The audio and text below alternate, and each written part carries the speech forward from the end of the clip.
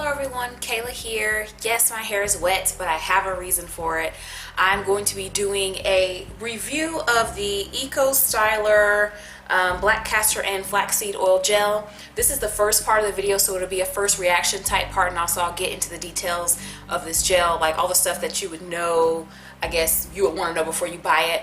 And then I'll come back with like pictures and like a more in-depth comparison of it to wetline, because a lot of people have been asking me how it compares to wetline and so on and so forth. So first off, this is a newer Eco Styler gel. It is a level 10 hold. It is hard to find. Some people I've heard on the streets saying they're getting it at Sally Beauty. I went to my Sally. I wasn't able to get it. Thankfully, I am from Georgia.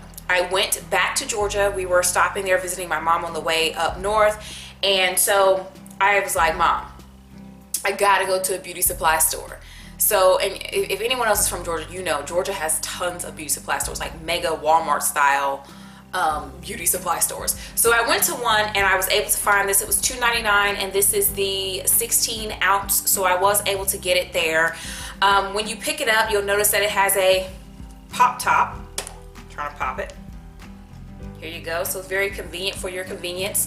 I don't really like the pop top very much, and I know everyone loves it, but my issue is that I'm scared that this is flimsy and it's gonna pop right on off and not come back on or break or something. But that's cool because you have the option to twist it off like a regular Eco Styler as well. I would just be really careful with this pop top. It just feels like these little hinges are not going to last forever. Another thing that I noticed about this gel instantly is the fact that it has tons of glitters in it. And I don't know if I can catch, oh, there you go. Epic shot right there. That's not lighting, that's glitter. However, when I tested the products before putting them on my hair, and these are the products that are in my hair in addition to the gel, I tested them all. They rubbed in very nice, like a cheap lotion. So, and there was no glitter on my hand. So the glitter does not transfer. Also, the smell of this product, strong, very, very strong perfume almost smell. I offered it to my husband because he's, you know, growing his hair out and he wanted to try a gel, and he opened it and instantly was like, no, I don't like it. As far as the ingredients are very Eco Styler typical ingredients. The first 5: water, carbomer, triethylamine. Now here's the deal though, the oils are in the top ingredients, which is really cool. So they've got the castor oil, and then they've got the linseed oil, and linseed is just another way to say flaxseed. So they've got the oils actually in the first 5 ingredients that they're advertising on the front, which I always love when a company does that instead of putting it at the bottom, because products list their concentration of ingredients from top to bottom. So the more there is of something, the higher it is on the ingredients list. So if for an immediate comparison to Eco Styler is that, to wetline, is that the ingredients are very similar, obviously. And I've said that in other videos about wetline. The ingredients of wetline are very similar to the ingredients of Eco. The thing is, wetline doesn't have any oils in it. So, so far, my first impression.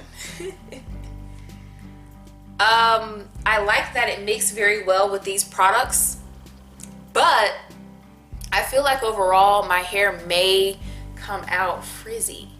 And when I'm in the lighting with the window and all this stuff, my hair looks way better than it does in real life. But I feel like it's not super defined, and this could be for several reasons. One reason could be I have not worn a good wash and go in weeks. I was using a product that really wasn't that great, and then on top of that, I wore my hair in a bun for a week, and then I wore my hair in jumbo twist, styled into different styles for a week. So I haven't worn a good wash and go, and that's the thing. Like, if you want to have bomb wash and goes, you need to wear wash and goes back to back to back to back to back. So technique and product will affect your wash and go, but how often you wear a wash and go will affect it as well. So I feel like that's maybe a factor. And then also, instead of using the Cantu for Naturals leave-in, I've been using the curling cream. Same price point, same size. It has a cult fan base, so I want to try it. However, this is a lot thinner than the Cantu for Naturals leave-in and the Shea Moisture Curl Enhancing Smoothie, because the Shea Moisture Curl Enhancing Smoothie and the Cantu leave-in are like neck and neck. They're almost like the same product. They're very comparable. This is very different from them, and I feel like it's a lighter hold in my hair. Like I said, when I rubbed everything together, no stickiness or anything. It rubbed in like a cheap lotion at a hotel. Like no residue on my hand. my hands were soft. So I'm scared that this combo doesn't have enough hold that I'm used to, and my hair wasn't like clumping down like it usually would with the wetline. Furthermore, I am knocking on the door of my next twist up and search and trim. So I don't know if maybe my ends are frizzy because maybe some of them need to be trimmed. I trimmed almost nothing from the back last time because I just didn't need it, but I have a feeling I might have to trim some from the back this time around. I tend to have to trim in the front, so that's why the front is still kind of shorter. So I don't know right now. I'm not really feeling very confident, but I will come back with lots of pictures when my hair is dry, pictures when my hair is days older, and then a speaking sum up and comparison. So until then.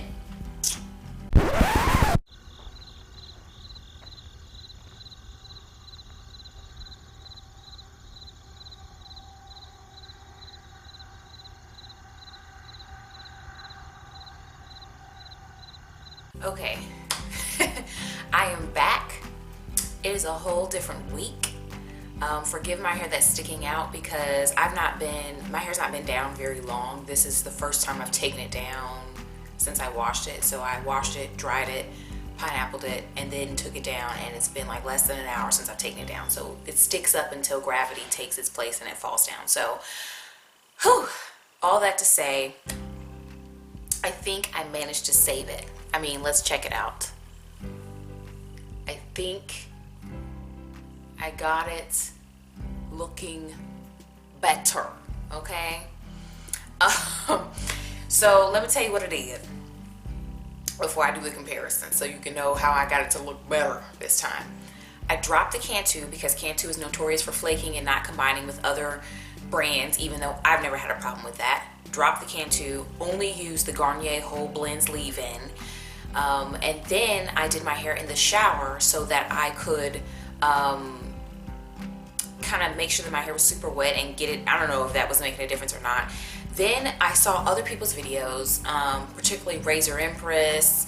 I can't think of the names of the other people that I watched, but I know I watched Razor Empress video. So they used a lot. They actually said I have to use more of this than I use of regular Eco Styler. So I used way more gel than I used last time. I also did the whole baptism style back in because I do that whenever I need to smooth a product. I feel like it's not fully through my hair. Smoothed my hair and then went back in and applied more gel and smoothed that over the top in case anything was lost in the rinsing of my hair.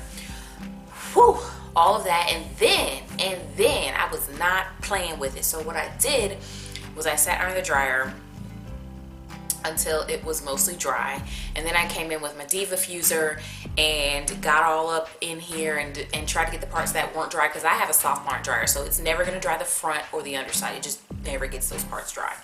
So I came in with the Diva Fuser and got the rest of my hair dry, and then a couple of parts were damp here and there, but it was pretty much dry. And then by the time I went to bed, it was 100% dry. Pineappled it, and here I am today, and I think that this looks way better. I don't think I'm gonna get the crazy flake. Y'all, the flakes were everywhere. Oh my God, in my hair, on my clothes. Ooh, I don't think I'm gonna get that with this. I'm so much happier with the results from this gel. So the comparison with wetline and my final verdict on the gel. So when in comparison to wetline, this gel just does not clump my hair like wetline. I have to use a lot more of it than I have to use of wetline. This gel is more watery feeling to me.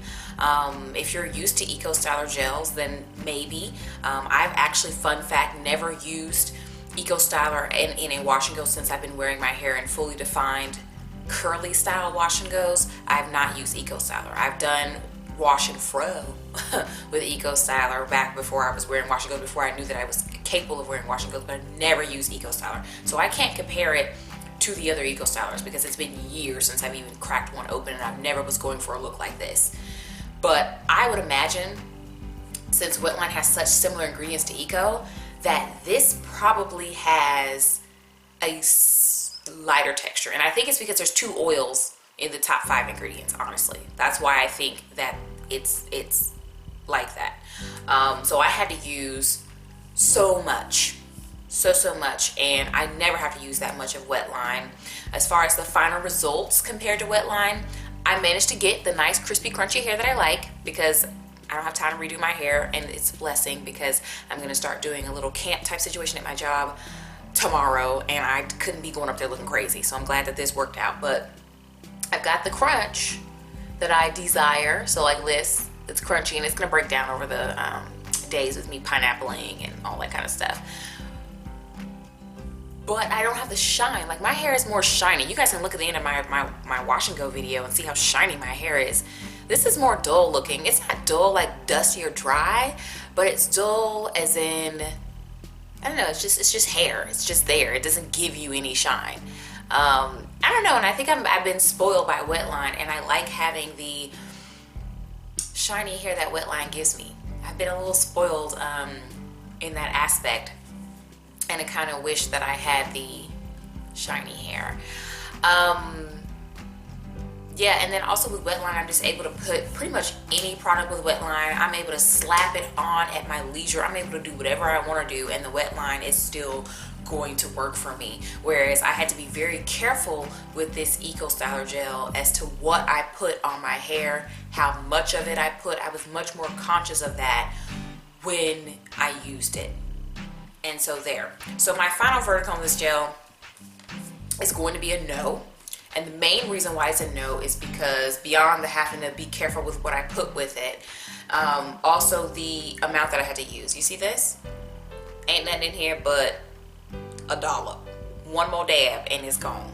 I had to use, I got 2 wash and goes pretty much out of this. This is probably going to do whenever I am using up a product, like getting rid of it, I put it around the nape and the underside of my hair. So actually on this wash and go, the nape hair and the underside and stuff like that, that's actually Cantu curling custard, which I'm going to do a later video on that because people were trying to say that it's a dupe for Kiki Curly curling custard, and I have pictures and stuff from when I did use that on my whole head. So that's actually on the perimeter of my hair, and that's probably what I'm going to do to this when I use something else, use it around the perimeter of my hair until it's absolutely gone.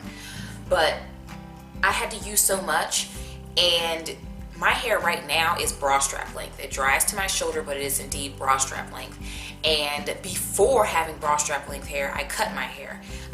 For those of you who are new to my channel, the front of my hair used to touch my belly button, and the back of my hair, it was hovering above waist. It just wouldn't get there because it kept breaking, but it was hovering above waist. So I had very long natural hair, comparatively. And I just imagine how much of this I would have had to use on hair that was that long. You know, I probably would have had to use like 2/3 of the jar on how long my hair used to be. And so for me, even though this jar is $2.99, if I'm using almost the entire jar every time I do my hair, $2.99 is going to quickly turn into $10 or $5, or it's going to quickly add up and cost more overall than what it initially cost. So for me, the stakes are too high. I just can't get with products that force me to use a lot. That's why I like wetline so much, because I don't have to use a lot. And it does come in an ignorant, you know, tub size, but I don't have to use a lot. Will I try the standard, the golden standard Eco Stylers, the olive and the argan? Probably. But it'll probably be months before I get around to them. I've been trying so many things. I still have a couple more things on my list that I want to try. And then I do want to go back to my wetline, go home. So I think that I will probably not get into those ecos until, ooh child, I don't even want to give you a season or a month or anything. But I'm telling you that I will try them. I do believe that they're probably better than this. So I'm sorry, Eco Style Black Castor and Flaxseed Oil. You were not for me.